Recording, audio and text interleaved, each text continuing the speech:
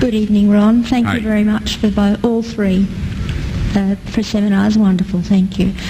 My question is that you said that you had the blood of our Lord examined by the Israelis. That's correct. What was their determination of that?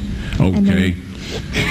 Now, we won't be able to take second questions. I'm sorry if you're on your second one, please just step out. I love you, but we're running out of time. Real quickly, okay. Dried blood is dead blood. Everybody knows that, all right? They can test the blood of the pharaohs, the mummies of the pharaohs, all right? There's certain things they can do. They cannot get a chromosome count by any method I'm familiar with, all right? Things keep changing. I don't profess to know everything. However, there's no way I know that you can get a chromosome count out of dead blood. You can get a DNA and some other things, but not a chromosome count, all right? That's done by living white blood cells.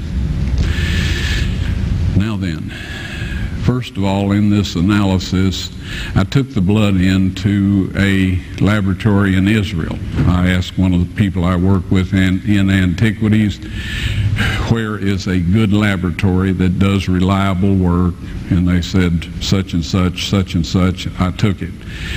I just said, please examine this blood and tell me what you can tell me about it. All right? They said, well, look, we're going to reconstitute it. We're going to put it in normal saline and keep it at body temperature for 72 hours with gentle swirling. All right, that's their business. That's great. I said, now I want to be there when you check it out. They said, fine. So I was back. They checked it out. I said, now, they said it's human blood. We can tell that. They did whatever tests they need to do. And then I said, take some of the white blood cells and put them in a growth medium and keep them at body temperature for 48 hours. And they said, well, that'll do no good because it's dead blood. I said, would you please do that for me? And they said, okay, we'll do it. So anyway, I said, I want to be there when you take it out and examine it.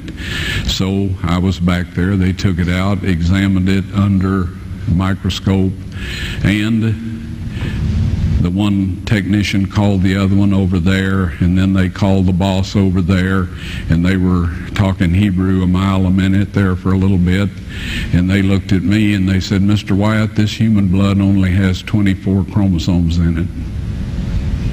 Everybody else has 46. You see, 23 from your mother, 23 from your father, 22 autosomes from your mother, 22 autosomes from your father. You get an X from your mother, you may get an X or a Y from your father, all right?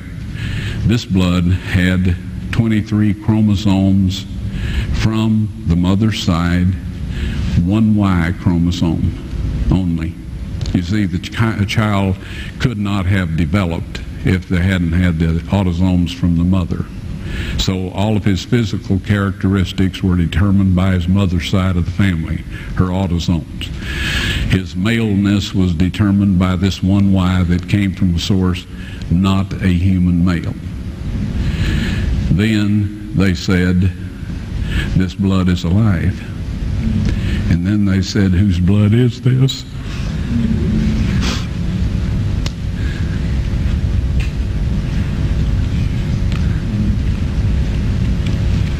I said, it's the blood of your Messiah.